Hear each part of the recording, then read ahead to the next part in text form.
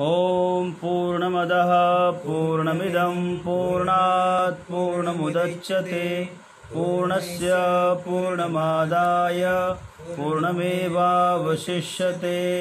ओम शांति शांति शांतिः।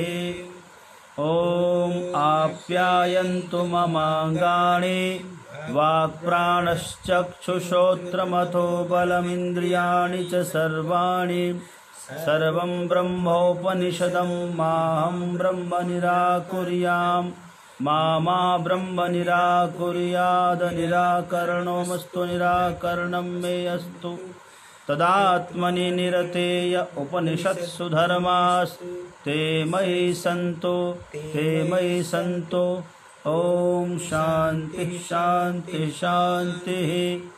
ओम सहनाववतु सहनौ भुनक्तु सह वीर्यं करवावहै तेजस्विनावधीतमस्तु मा विद्विषावहै। ओम शांति शांति शांतिः।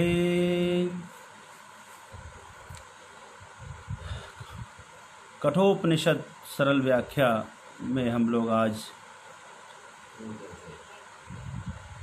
तीसरे दिन ना तीसरे दिन। हाँ गुरुजी, आज तीसरा दिन है उसमें जी। 2 दिन हो गया है, आज तीसरा दिन है। आइए हम लोग कठोपनिषद में प्रवेश कर रहे हैं। इसके पहले 2 दिन के संवाद में आपने श्रवण किया कि पिता वाजस्रवस के दान दक्षिणा देने की जो प्रक्रिया है उससे नाराज होकर, नाखुश होकर उनके पुत्र नचिकेता पिता से यह कहते हैं कि पिताजी, आपने इस विश्वजित याग में सब कुछ देने का संकल्प किया है, तो सब कुछ में तो मैं भी आता हूँ, मुझे आपने किसे दिया? जब तक आप सब कुछ देने का संकल्प करके सब कुछ नहीं देते, तब तक संकल्प पूरा न होने की वजह से मनुष्य को नरकगामी होना पड़ता है।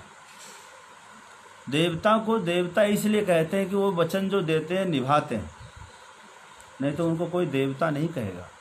देवता ने किसी काम का नहीं जी,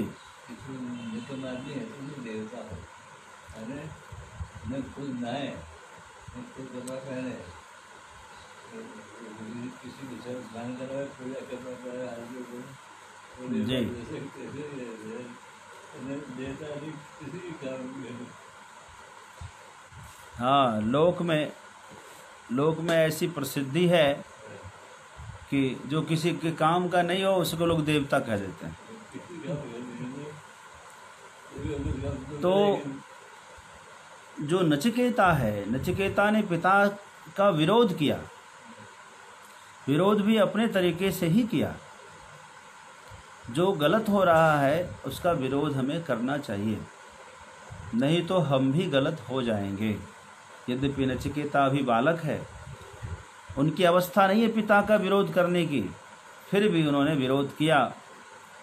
जो पिता ने जो यज्ञ में दक्षिणा देने का निश्चय किया, वो दक्षिणा में जो गौ थी, बूढ़ी बूढ़ी गायें, मरने वाली गायें, जिन्होंने घास खाना बंद कर दिया, जिन्होंने दूध देना बंद कर दिया, जिनकी इंद्रियां अब इस क्षमता में नहीं रही कि वो फिर से जो है दूध दे सके, बच्चे पैदा कर सके, तो इस तरह के यूजलेस सामान को दान में देना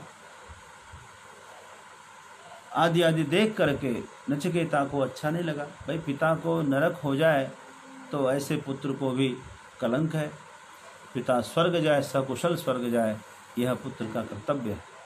इस नाते अपना दायित्व समझकर नचिकेता ने पिता का विरोध किया। पिता ने गुस्से में आकर कहा, मैं तुझे यमराज को देता हूँ। तो यमराज के पास वो चला गया। यमराज ने 3 दिन तक यमराज के द्वार पर बैठा रहा। यमराज बाहर गए हुए थे। संयमनीपुरी में 3 दिन तक प्रतीक्षा करने के कारण जो अपराध, जो दोष लगा है यमराज महोदय को, क्योंकि किसी के द्वार पर कोई भूखा व्यक्ति 3 दिन तक रह जाए, उसको खाना ना मिले, तो ऐसे व्यक्ति को प्रायश्चित लगता है, दोष लगता है। कहते हैं यदि द्वार पर कोई रात भर भूखा रहकर चला जाए, कोई अतिथि आए और बिना खाए चला जाए, तो अतिथि जब जाता है भूखा व्यक्ति कलप कलप कर, तो आपका पुण्य लेकर जाता है, आपकी श्री लेकर जाता है। अपने आश्रम में आई दीदी इससे भूखा विधि उस हम लोग को लगेगा? हाँ लगेगा। अपने आश्रम में भी यदि कोई आता है और भूखा रह करके वापस चला जाता है 1 दिन 2 दिन ऐसा करके, तो हमें अपराध लगेगा।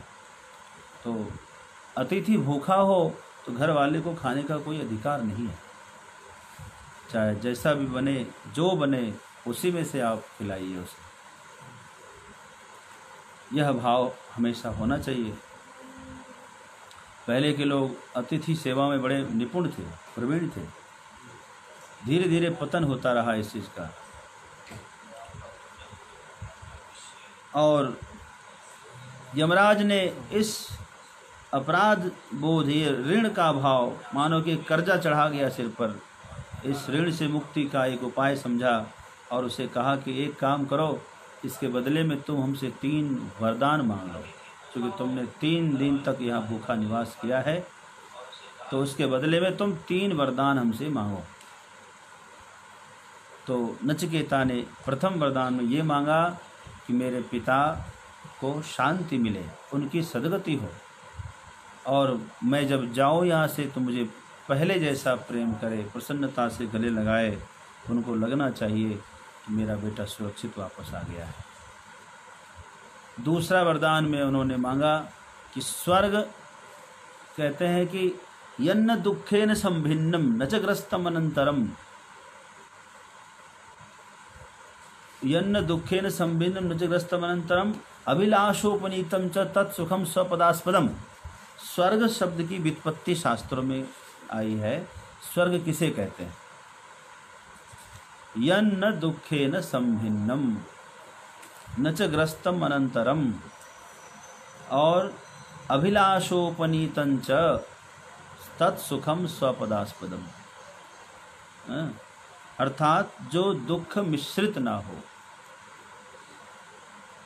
जहाँ सुख ऐसा हो, सिर्फ सुख ही सुख हो, जहाँ दुख नहीं हो। दुख मिश्रित सुख को सुख नहीं कहते हैं। दुख मिश्रित सुख मनुष्य लोक में है। इस धरती पर जो सुख है वो केवल सुख नहीं है, यहाँ दुख मिश्रित है। आप हर सुख के पीछे आप देख ले, चिंतन करके आपको मालूम होगा कि यहाँ जो भी सुख है वो दुख मिश्रित ही है। लेकिन स्वर्ग के सुख में दुख मिश्रण नहीं होता। न च ग्रस्तम अनंतरम, और जहाँ जाकर के भय नहीं हो, जो बिछुड़ने का भय, अंतरा का भय जहाँ नहीं हो, अंतराल का भय जहाँ ना हो, और अभिलाषोपनीतं च, सभी की अभिलाषा जहाँ रहे कि हमें वह प्राप्त हो, सब कुछ स्वर्ग की इच्छा होती है। उस सुख का नाम स्वर्ग है। और जिस स्वर्ग के बारे में चर्चा अक्सर होती है कि वहाँ देवताओं को अमुक असुरों ने मार दिया, अमुक असुरों ने भगा दिया, तो वह स्वर्ग को यह अभिलाषोपनीत स्वर्ग हम नहीं मानते। शास्त्रकारों का कहना है ऐसा स्वर्ग सबको चाहिए जहाँ दुख नहीं हो। दूसरी बात, ऐसा स्वर्ग सबको चाहिए जहाँ भय नहीं हो, है ना, कि यहाँ से जाने के बाद मेरा क्या होगा। स्वर्ग में भी दुख होता है क्या? आनंदा लोक का जो बोला है वो अलग है कि उसी में? हाँ, ये बात, एक नंदलोक है, एक आनंद लोक है। नंदलोक और नंदलोक में सुख ही सुख है, नंद मतलब आनंद, और एक है आनंद, न नंद इति आनंद, अर्थात जिसमें कोई आनंद नहीं है, जिसमें कोई नंद नहीं है, जिसमें कोई उत्सव नहीं है, निरस। ऐसा भी कई लोक है जहाँ बिल्कुल कोई उत्सव नहीं, कोई सुख नहीं, कोई आनंद नहीं, निरस है। संसाधन तो बहुत है। मान लीजिए बहुत बड़ी हवेली में आप अकेले निवास करें, सब सुख सुविधा है, लेकिन आप अकेले हैं, वाहवाही करने वाला भी कोई देख करके आपका नहीं है, हैं? तो आपको कैसा लगेगा? तो सुख आपका दुख रूप है। यदि आप यज्ञ करें और यूजलेस सामान दान में दें तो क्या होगा? आपको भी ऐसे लोक में जाना पड़ेगा जहां आनंद नहीं आएगा। आपने कपड़े पंडित जी को दान दिए और कपड़ा पहन के पंडित जी को आनंद नहीं आया, तो आपको कपड़े का बदला कपड़ा तो मिलेगा, लेकिन आपको भी आनंद नहीं आएगा। इसलिए कोई भी सामान किसी को दें तो उसके आनंद का ख्याल अवश्य रखें। तो दूसरे वरदान के रूप में नचिकेता ने कहा कि मुझे उस स्वर्ग की प्राप्ति का जो साधन है वो है यज्ञ। और यज्ञ में मुख्य क्या है? अग्नि। अग्नि का आधान कैसे करना है, यज्ञ की वेदी का निर्माण किस रीति से हो, जो बिल्कुल वैज्ञानिक पद्धति से मैं चाहूँ कि इस प्रकार के यज्ञ करें तो अमुक लोक की प्राप्ति हो, इस प्रकार से यज्ञ करें तो अमुक लोक की प्राप्ति हो, उसमें कोई ननु नच नहीं चाहिए, बिल्कुल अक्षरशः सत्य होना चाहिए कथन। कहा ठीक है। और दूसरे वरदान के रूप में यमराज ने उसे अग्नि का विज्ञान सिखाया। तो वो जो अग्नि है, उस अग्नि विज्ञान के बारे में बता रहे हैं। लोकादिमग्निम तमुवाच तस्मै याष्टिकायावतिर्वा यथा वा। तमुवाच तस्मै याष्टिकायावतिर्वा यथा वा। सचापि तत्प्रत्यवदद्यथोक्तम् अथास्य मृत्यो पुनरेवाह तुष्टः। सचापि तत्प्रत्यवदद्यथोक्तम् अथास्य मृत्युः पुनरेवाह तुष्टः। लोकादिमग्निम, समस्त लोकों की आदि, समस्त लोकों की उत्पत्ति का मूल कारण है अग्नि। तमुवाच तस्मै, अग्नि के उस विज्ञान को नचिकेता के लिए यमराज महोदय ने कहा। या इष्टिका, कितनी ईंटें लगती है यज्ञवेदी बनाने में, और जो किस प्रकार की ईंटें चाहिए, कितनी ईंटें चाहिए, और उसका आवाहन किस प्रकार से करना है। सचापि तत्प्रत्यवदति यथोक्तम अथ अस्य मृत्यु पुनरेवाह तुष्ट। कहते हैं वर्णन करने के बाद नचिकेता ने भी जैसा जैसा सुना वैसा वैसा सुना दिया कि आपने मुझे ऐसा बताया। अक्षरशः धारण किया नचिकेता ने, अग्नि के विज्ञान को अच्छी तरह से धारण किया। ये अग्नि विज्ञान क्या है जरा समझ लें, क्योंकि अग्नि विज्ञान नचिकेता के लिए था, लेकिन हम आपके लिए क्या है। 3 बातें बताइए। एक तो अग्नि में, अग्नि विज्ञान के लिए, अग्नि की स्थापना के लिए संसाधन को क्या चाहिए, दूसरा कितनी मात्रा में चाहिए, तीसरा आवाहन कैसे करना है। 3 बातें। यही है कर्म का सिद्धांत। कर्म के सिद्धांत को पहले जानना आवश्यक है। तो वहाँ कहा था कि यज्ञार्थात् कर्मणो यत्र लोकोयम कर्म बंधनः तदर्थम कर्म कौन्ते मुक्त संगः समाचर। यज्ञार्थ कर्म करिए, अर्थात निष्काम भाव से कर्म करिए, परोपकार के लिए कर्म करें। कर्म का त्याग कभी भी साधक न करें। तो पहले कर्म को जानिए कि कर्म है क्या, मेरे लिए कर्म क्या है। तो शास्त्रों में कर्म के लिए कुछ बातें बताई है। जैसे जब भी आप कोई कर्म का शुभारंभ करें, कोई काम आप स्टार्ट करें उसके पहले देखें कि क्या मैं इसे कर सकता हूँ। ठीक है। दूसरा, यह मेरे इष्ट का साधन है, जो मैं प्राप्त करना चाहता हूँ इस काम से मिल जाएगा, है ना। तीसरा, कोई इससे बड़ा नुकसान तो नहीं हो जाएगा, है ना।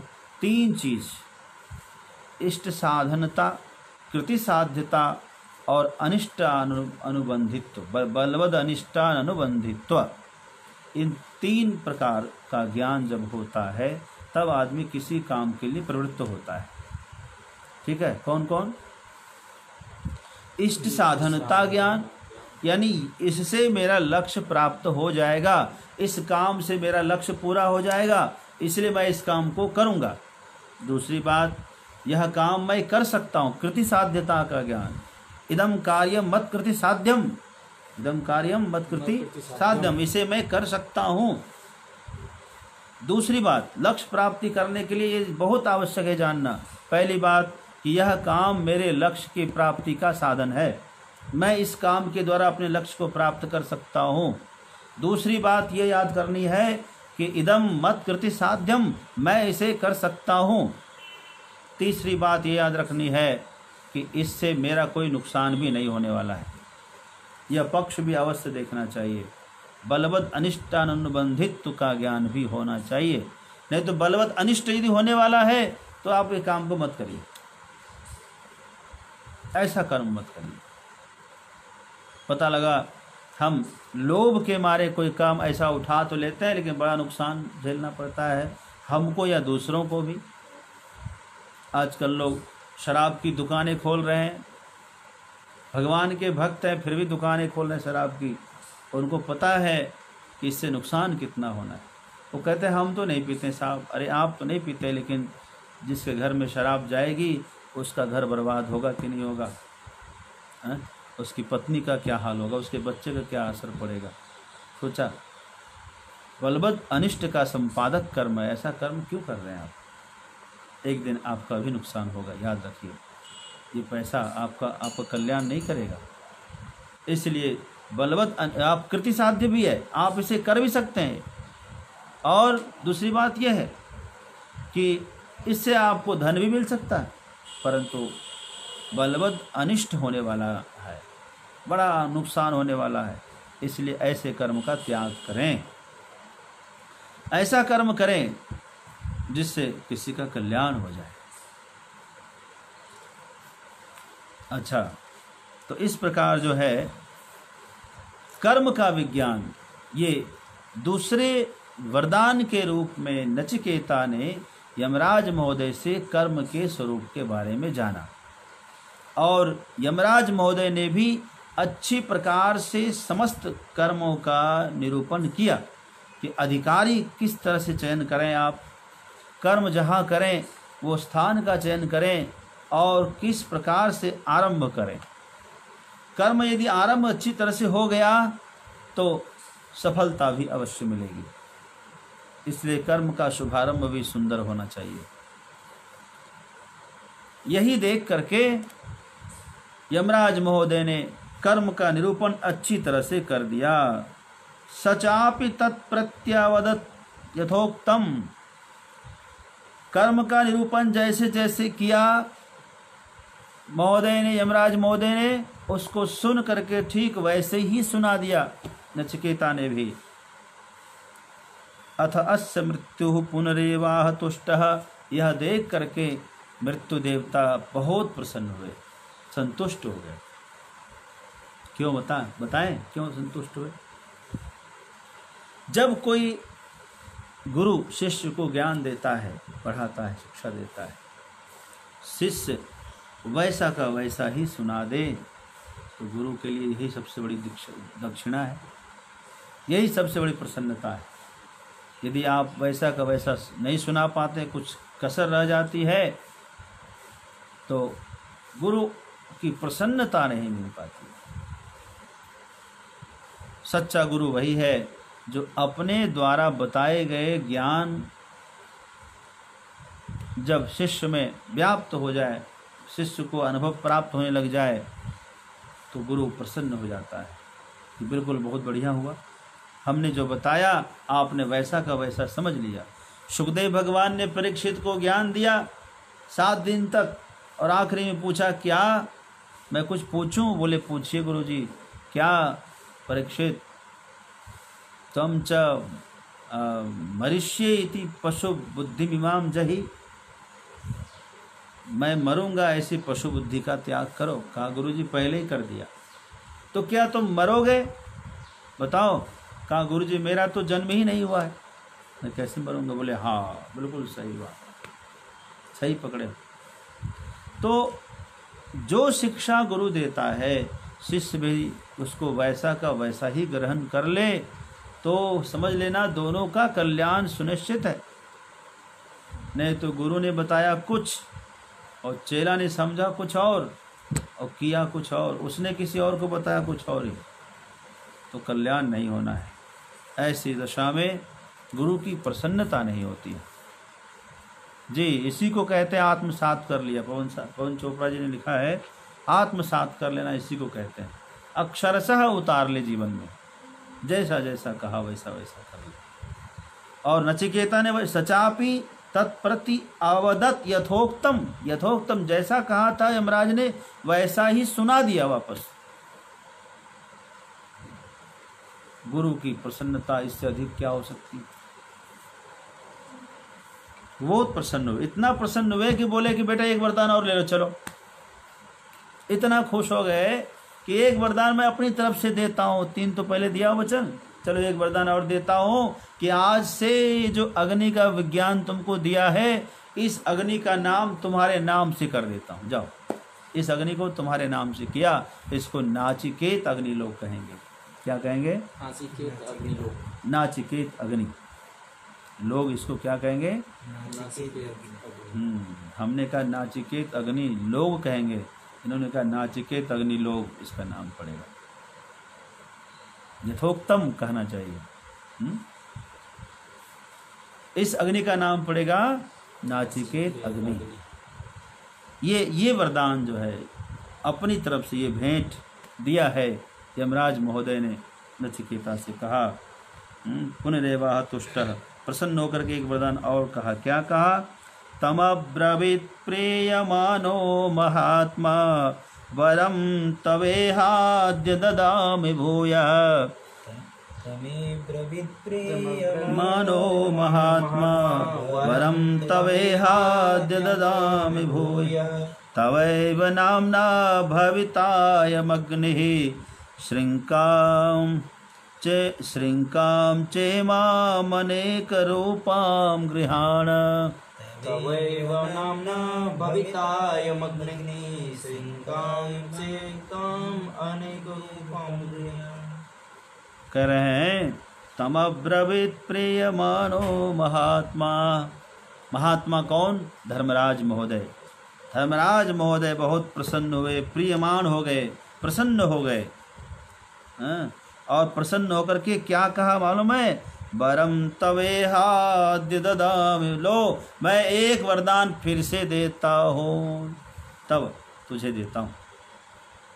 तवैव नाम्ना भवितायम अग्निः, यह जो अग्नि होगा धरती पर, पृथ्वी पर, भूमंडल पर, इस अग्नि को लोग तुम्हारे नाम से अब जानेंगे। आज के बाद से जो जो इस अग्नि का आधान करेगा तुम्हारे नाम से ही करेगा। तवैव नामना भविता अयम अग्नि, तवैव नामना भविता, तुम्हारे नाम से ही होने वाला है। श्रृंकाम चेमाम अनेकरूपां गृहाण, और तू इसे अनेक रूप वाली माला को धारण करो। श्रृंका कहते हैं माला को। किंच श्रृंकाम अर्थात शब्दवतीम रत्नमयीम इमाम मालाम अनेक रूपाम विचित्राम गृहाण स्वीकुरु इत्यर्थः। यह जो शब्द वाली माला है, शब्दवतीम रत्नवतीम, शब्द रत्न माला मैं तुझे अर्पित करता हूँ। शब्द रत्न माला क्या है मालूम है? अरे सर्टिफिकेट। एक प्रकार से जब गुरु ज्ञान देता है शिष्य को और शिष्य पूरी तरह से समझकर वैसा का वैसा ही सुना देता है, तो गुरु उसे क्या देता है? फिर सर्टिफिकेट देता है। लो, ये सर्टिफिकेट तुमको दिया, प्रमाण पत्र, आज के बाद तुझे इसके योग्य माना जाएगा, कोई भी इसके अयोग्य ना समझे। ये श्रृंकाम शब्द रत्नमयी मालाम। शब्द रत्न माला कौन सी? फूलों की माला है, फूलों का हार पहना दिया, ऐसा नहीं है। एक सर्टिफिकेट, एक प्रमाण पत्र दिया। आज से मैं प्रमाणित करता हूं कि यह नचिकेता अग्नि विज्ञान से परिपूर्ण है, अग्नि का वैज्ञानिक कहलाएगा भारत में। श्रृंकाम मतलब शब्दमयी माला, श्रृंकाम मतलब माला, और ऐसी माला जो शब्द रत्नमयी हो। तो शब्द रत्नमयी माला अर्थात यह प्रमाण पत्र प्रदान किया है किसने? यमराज महोदय ने, कि आज के बाद नचिकेता तुझे भारतवर्ष में वैज्ञानिक समझा जाएगा, कि भारतवर्ष में यदि कोई नचिकेता नाम की अग्नि है, इस अग्नि का आविष्कारक नचिकेता को माना जाए। कितना कितना ऊंचा सम्मान दिया, कितना बड़ा पद दिया, बताइए, दिया कि नहीं? आज भी उस अग्नि का आधान जब होता है यज्ञ में, तो नचिकेता नाम से ही होता है। मंत्र भी ऐसा ही।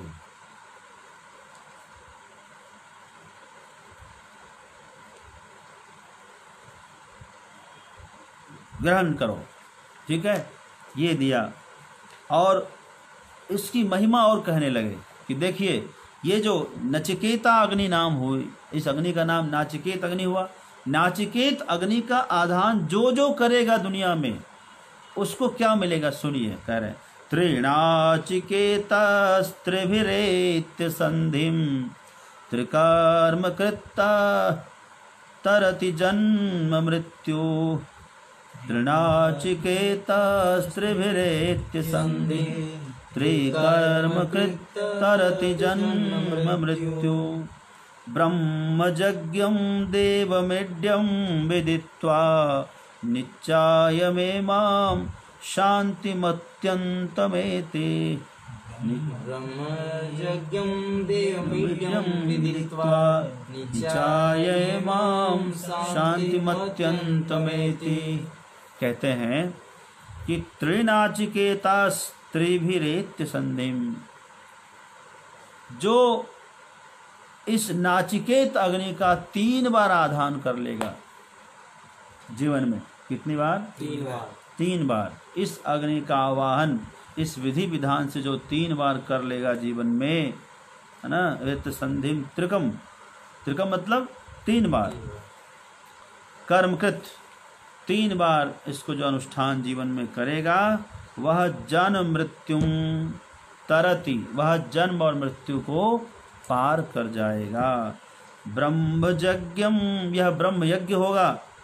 और ब्रह्म यज्ञ देव मिड्यम विदित्वा, ब्रह्म यज्ञ देव क्या है? ब्रह्म यज्ञ देव क्या है?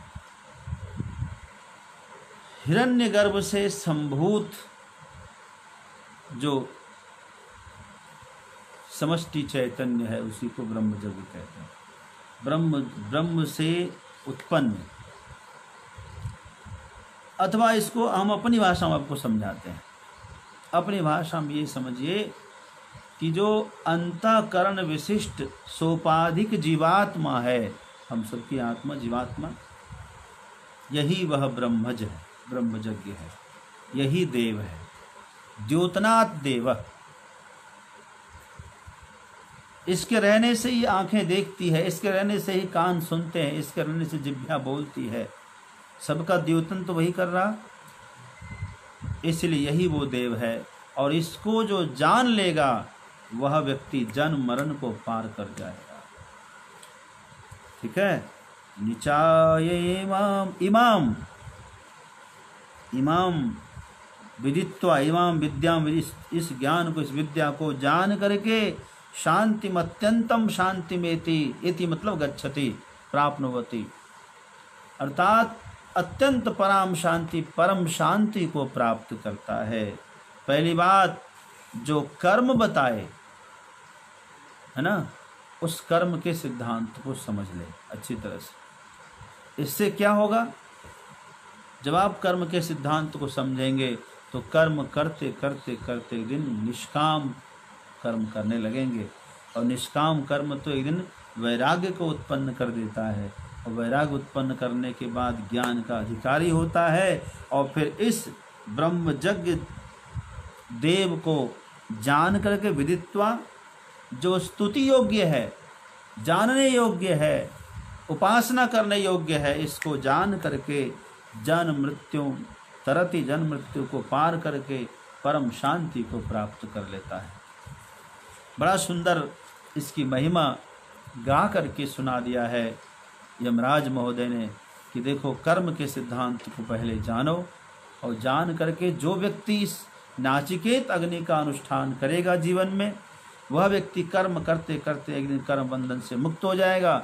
निष्काम कर्म करके एक दिन वह आत्मज्ञानी होगा। अपने आत्मा को जान करके वह एक दिन परम शांति को प्राप्त कर लेगा। बड़ी प्रसन्नता से इन्होंने आत्मज्ञान की भूमिका रख दी। बात समझिए, बड़ी प्रसन्नता से बातों बातों में ही आत्मज्ञान की भूमिका रख दिया है, जिससे आत्मज्ञान के बारे में जानने की उत्सुकता बढ़ गई है नचिकेता। आगे फिर देखिए क्या लिखते हैं, एक बार और प्रशंसा करते हैं इस कर्म की। तृणाचिकेतस्त्रयमेतद्विदित्वा य एवं विद्वांश्चनुते नाचिकेतम्।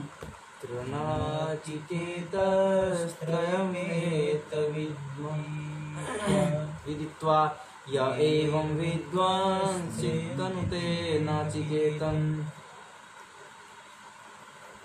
तृणाचिकेतस्त्रयमेतद्विदित्वा य एवं विद्वांश्चिनुते नाचिकेतम्।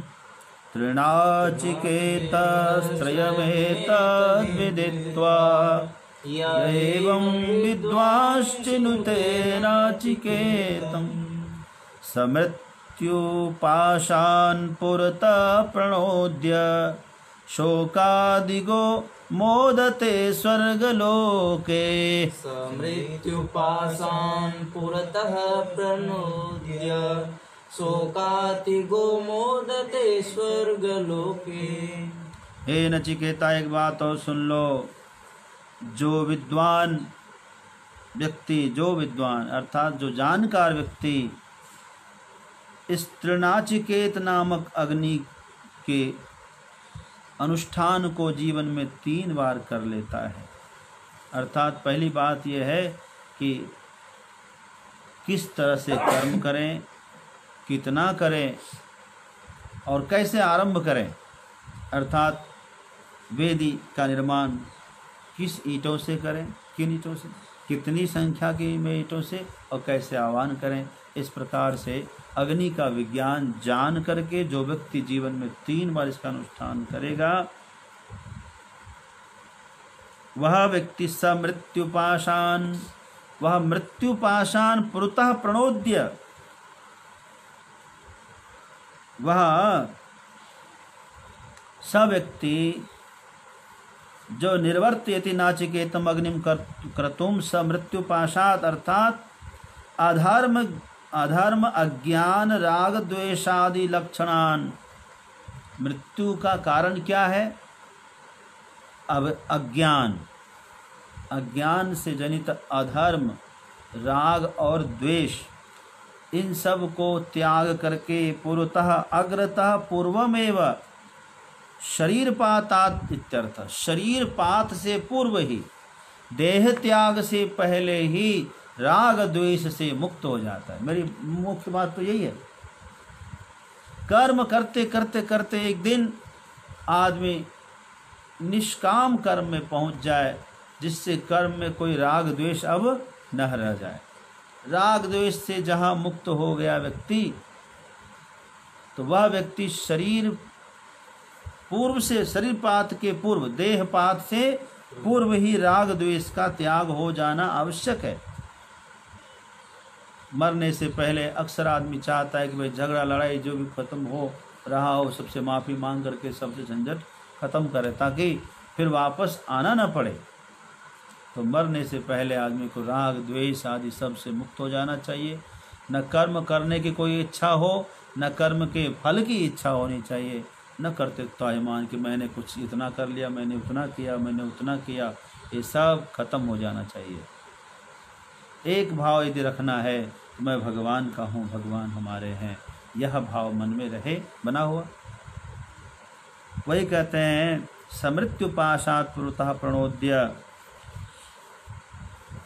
अर्थात अपहाय त्याग करके शोकातिगो मानसैर दुखैर विवर्जित इत्येतत् मोदते स्वर्गलोके वैराजते।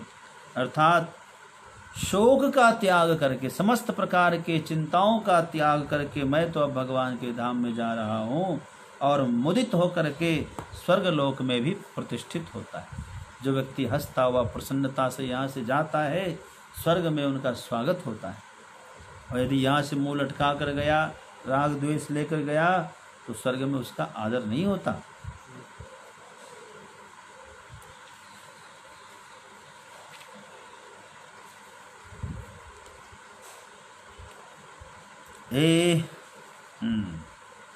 आगे देखिए कर रहे हैं, इसके बारे में और थोड़ी प्रशंसा कर रहे हैं, और कह करके अब इसको कर्म की सिद्धांत को विश्राम देकर अब मोक्ष की तरफ बढ़ेंगे।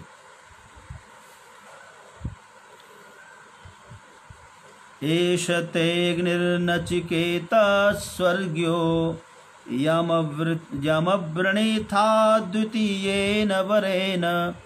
एषा तेऽग्निर्नचिकेता स्वर्ग्यो यमव्रणीथा द्वितीयेन वरेण।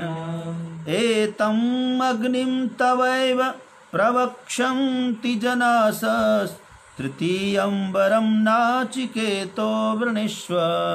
एतम् अग्निं तवैव प्रवक्ष्यन्ति जनास तृतीयं वरं नचिकेतो वृणीष्व। हे नचिकेता, अब तुम तीसरे वरदान को हमसे मांग लो। शोकम तरति आत्मविद, मृत्यु तरति कहा, फिर स्वर्ग लोक क्यों कहा?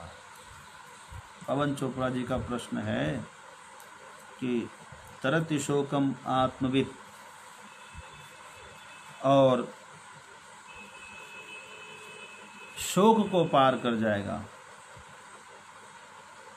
शोकातिगो मोदते स्वर्गलोके मृत्यु पाशात। अच्छा, दरअसल में अभी आत्मज्ञान का आरंभ हुआ नहीं है। ये जो शोक से तरने की बात हो रही है, ये कर्म बंधन से मुक्त होने की बात हो रही है। जो आप कर्म के सिद्धांत को जानकर कर्म करेंगे, तो कर्म करते करते एक दिन कर्म से निष्कर्म में चले जाएंगे, अर्थात कर्म बंधन से मुक्त हो जाएंगे। शरीर के पात होने से पहले, देह त्याग होने से पहले पहले राग द्वेष का त्याग हो जाए तो उसे मुक्ति नहीं मिलती है, स्वर्गलोक मिलता है। और वह जो स्वर्ग मिलता है उसको कहते हैं वहाँ दुख से संभिन्न है, दुखों से मिश्रित स्वर्ग नहीं है, सुख नहीं है, केवल सुख और सुख है, जहाँ परम मुदित होकर के वहाँ रहता है। यह मोक्ष का धाम नहीं है, यहाँ से वापस आना होता है। वह व्यक्ति मरता नहीं है, वह व्यक्ति यात्रा करता है, वह व्यक्ति जाता जरूर है और उसे आनंद लोक की प्राप्ति होती है, उस लोक में बड़ा आनंद करता है।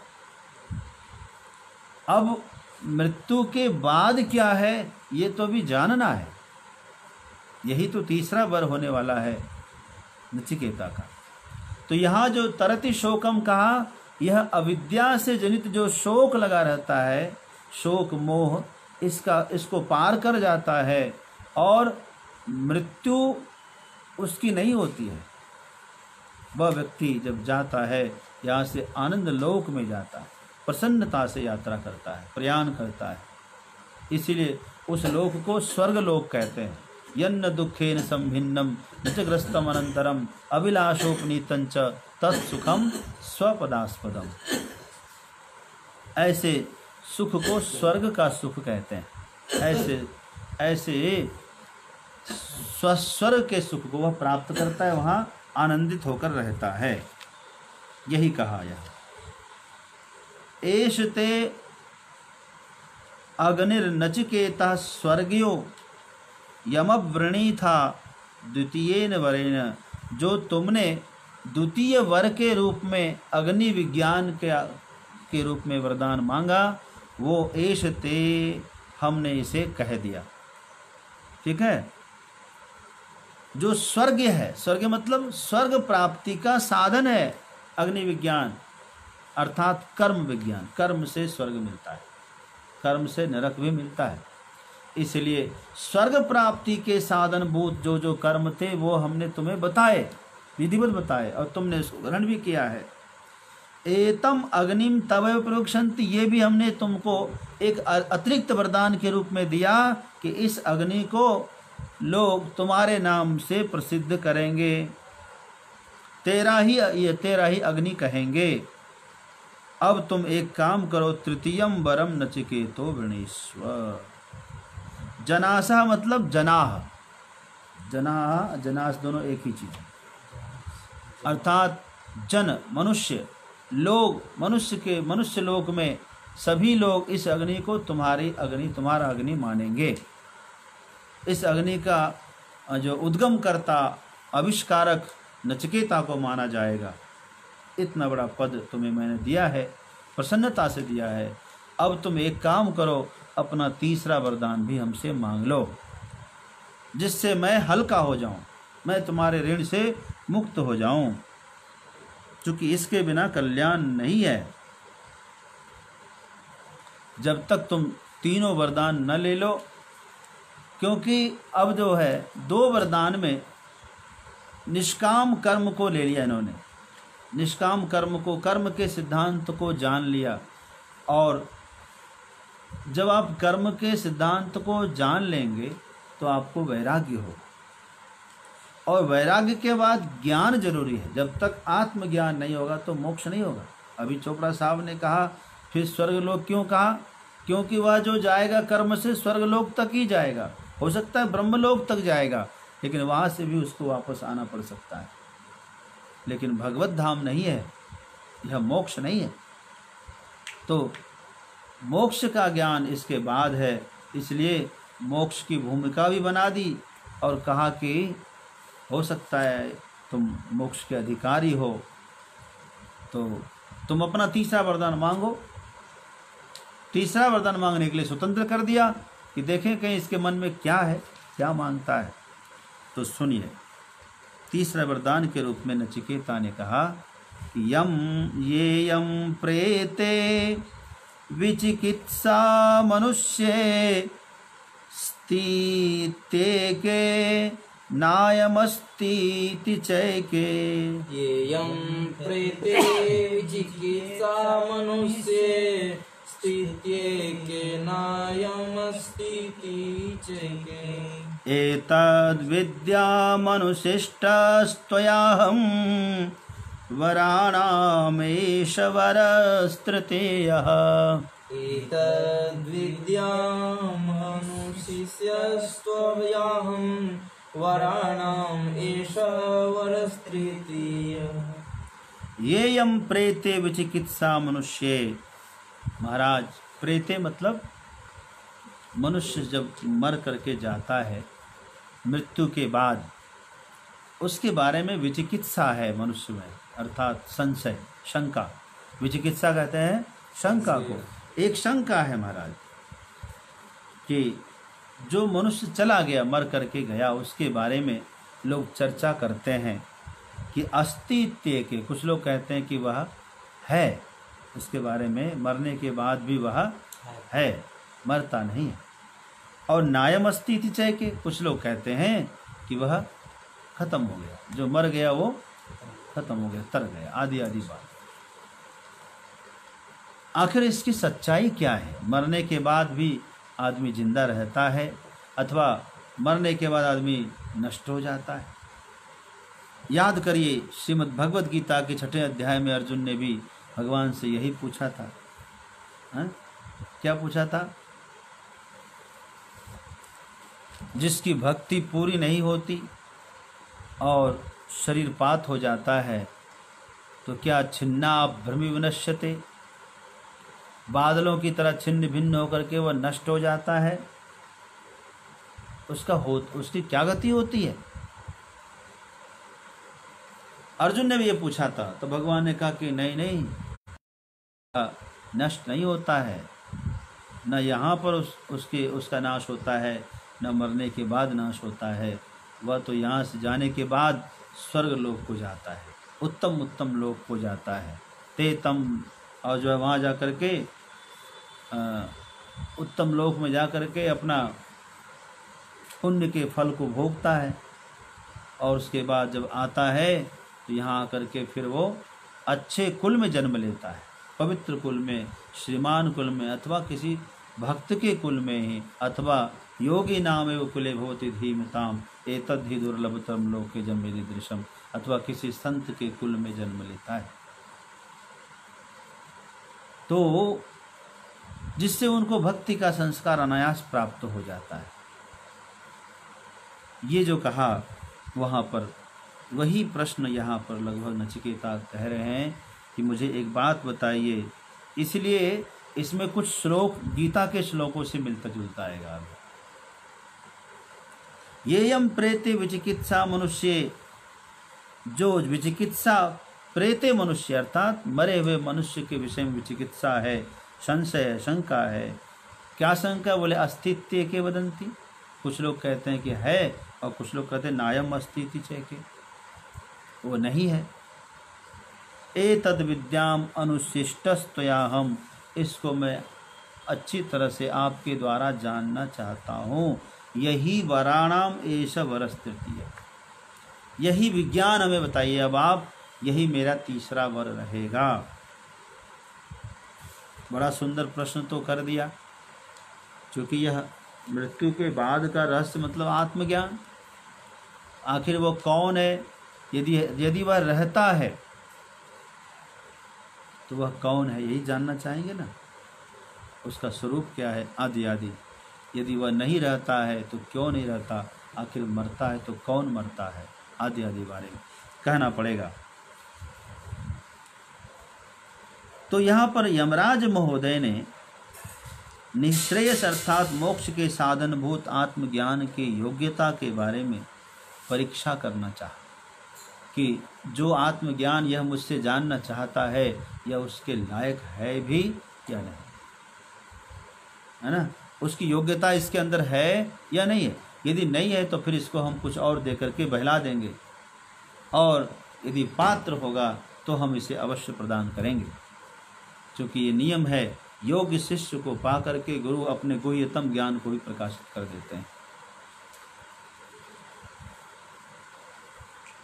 अत्यंत गोपनीय बात भी नहीं छुपाना चाहिए।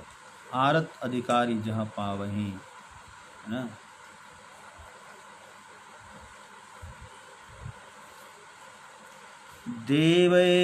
देवैरत्रापि विचिकित्सितं पुरा न हि सुज्ञेयमणुरेश धर्मः। देवैरात्रापि विचिकित्सितं पुरा न हि सुज्ञेयमणुरेश धर्मः। अन्यं वरं नचिकेतो वृणीष्व मामोपरोत्सेरतिमासृजैनम्। अन्यं वरं नचिकेतो वृणीष्व मामोपरोत्सेरतिमां सृजैनम्। कहा कि देवैहि अत्रापि विचिकित्सितं पुरा, हे नचिकेता, पुरा यानी पूर्व काल में देवताओं ने भी इस प्रश्न पर गौर किया था। ऐसी शंका देवताओं ने भी पहले की थी। नहीं सुज्ञेयम अनुहेश धर्म, यह जो आत्मधर्म है, अध्यात्म धर्म है, बड़ा सूक्ष्म है। देवता भी इसके अधिकारी नहीं थे। शंका तो किया, शंका तो कोई भी कर सकता है। पहले तो शंका ही नहीं होती है, और शंका हो भी जाए तो वह ज्ञान का अधिकारी नहीं होता है। यमराज महोदय कहते, धर्मराज महोदय की नचिकेता, जो तुमने प्रश्न उठाया है यही शंका एक बार देवताओं ने की थी पहले, लेकिन हमने जब उनका परीक्षण किया तो उनके अंदर वो योग्यता नहीं थी। क्यों नहीं थी? क्योंकि हमने उनका, चूंकि मोक्ष तो तब होगा जब सब चीज से वैराग्य होगा। उसको वैराग्य था ही नहीं, उसको तो भोग प्राप्ति चाहिए थी, उसको तो ईष्णा चाहिए थी, उसको मान सम्मान चाहिए था।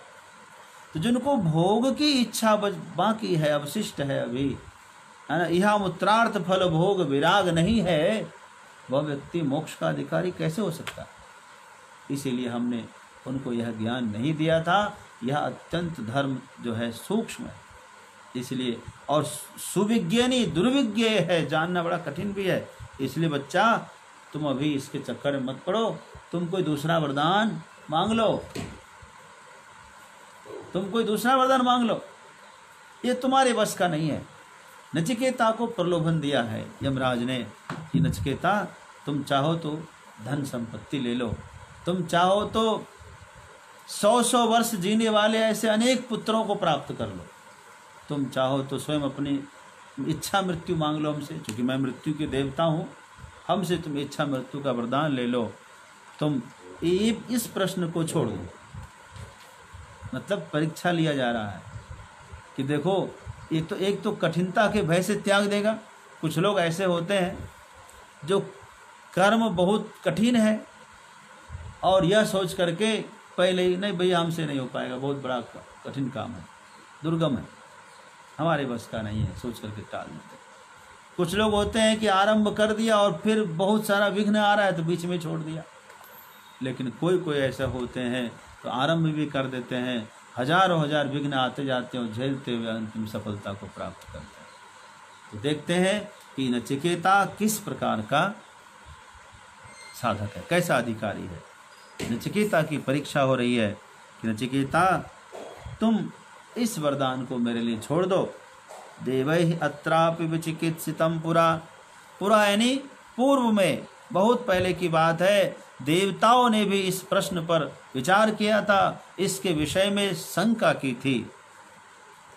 नहीं सुज्ञेयम, यह सुविज्ञेय नहीं है, यह सरलतम जानने योग्य नहीं है, ये सरलता से जानने योग्य नहीं है, यह कठिनता से जानने योग्य है। क्योंकि एष धर्म अणु, अणु मतलब सूक्ष्म है, यह धर्म तो बड़ा गुह्य ज्ञान है। इसलिए अन्यम वरम नचिकेतो वृणीष्व, हे नचिकेता, तुम कोई दूसरा वरदान क्यों नहीं मांग लेते? मामो परोत्सी अति माँ सृजनम, कहते हैं माँ ने मुझे, पहले माँ यानी मुझे, माँ उपरोत्सी, मेरा मार्ग अवरोध मत करो, मुझे जाने दो, जल्दी से तीसरा कुछ और तीसरा वरदान मांग लो, ताकि मैं तुम्हारे इस भार से मुक्त होकर के मैं आगे के काम को देखूं, क्रियाकलाप को संभालूं, मुझे मत रोको। और नचिकेता उनको रोकने के लिए एकदम तैयार है। महाराज, जब तक आप मुझे वरदान नहीं देते तो कैसे जा सकते? जैसे सावित्री ने यमराज को रोका था, 2 ही आदमी ने यमराज को रोका है आज तक। एक सावित्री ने रोक दिया था, ऐसा वरदान मांगा, एक ही वरदान में सब मांगे।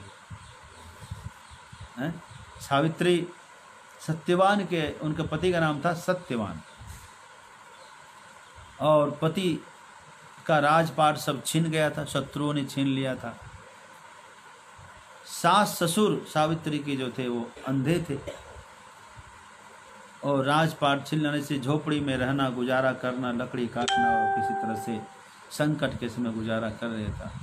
लेकिन पति की आयु कम थी, अल्पायु होने की वजह से अचानक बीमार पड़े और मृत्यु के शैया पर सो गए। लेकिन सावित्री को पता था, सावित्री अत्यंत पतिव्रता और सावित्री तपस्विनी थी। अपनी तपस्या के प्रभाव से यमराज के पीछे चलने लगी। यमराज ने कहा कि मेरे पीछे मत चलो, अभी तुम्हारा समय नहीं आया। बोले नहीं, मैं पति के बिना नहीं रह सकता, मेरा सर्वस्व पति है। तो कहा कि एक काम करो, तुम एक वरदान मांग लो हमसे। कहा कि ठीक है, तो एक वरदान मुझे ऐसा दीजिए। कहा मेरे पुत्रों को, मेरे सास ससुर है ना, मेरे पुत्रों को यानी मेरे सास ससुर अपने पोते को सोने की कटोरी में, सोने के छत्र के नीचे बैठकर दूध भात खाते हुए रोज देखे, सोने कटोरी में खाते हुए ऐसा देखे। सोच लीजिए क्या मांगा उसने। यमराज ने कहा तथास्तु, अब मुझे जाने दो। यमराज का करके जाने लगा। सावित्री फिर पीछे जा रही। अब क्या हुआ, पीछा क्यों नहीं छोड़ रही है? कहा कि आप क्या कर रहे हैं, वरदान दे दिए लेकिन पूरा नहीं किए। बोले क्यों, होगा पूरा, कैसे पूरा होगा? जब पति को लेकर जाएंगे तो मुझे पुत्र कैसे होगा? बोले बताइए। कहा अरे तुमने तो मुझे फंसा दिया, जाओ। ठीक है। अब सास ससुर अंधे थे, कहा कि वो देखे वाला वरदान था उसमें, और सोने की कटोरी में कैसे खाएगा जब तक राज नहीं मिलेगा? तो कोई राजा का बेटा ही सोने की कटोरी में खा सकता है। तो फिर जो है उसने राज भी मांग लिया, माता पिता के लिए आंखें मांग लिया, और अपने लिए पति का सुहाग, पति रूप में सुहाग मांग लिया। तो इस प्रकार आज नचिकेता के चक्कर में भी यमराज आए, यमराज को छोड़ ही नहीं रहे। यमराज करे महाराज तुम जल्दी से कोई दूसरा वरदान मांग लो, मैं जाऊं, माँ अवरोधसी, मेरा मार्ग मत रोको। सृज एनम, इसको छोड़ो, इसको मेरे लिए तुम इसे छोड़ दो। अतिसृजम विमुंच एनम वरम माम प्रति, है ना। तो मेरे लिए तुम इस जो मृत्यु वाला प्रश्न पूछे हो ना, इस प्रश्न को मेरे लिए छोड़ दो, तुम कोई दूसरा वरदान मांग लो। नचिकेता ने कहा अच्छा ये बात है, मतलब मैं प्रश्न करने मैंने जो प्रश्न किया है कोई छोटा मोटा प्रश्न नहीं किया है। देवता लोग भी पूर्व में जो जिस प्रश्न को किए और वो अनधिकारी समझ करके वो इस ज्ञान को प्राप्त नहीं कर पाए। इसका मतलब मेरा प्रश्न बहुत जटिल है। आपने कह भी दिया कि इदम धर्म, जो यह धर्म अत्यंत सूक्ष्म है, अनुरेश धर्म है, तो अवश्य ही मेरा तीसरा वरदान यही रहेगा, मैं दूसरा नहीं लूंगा।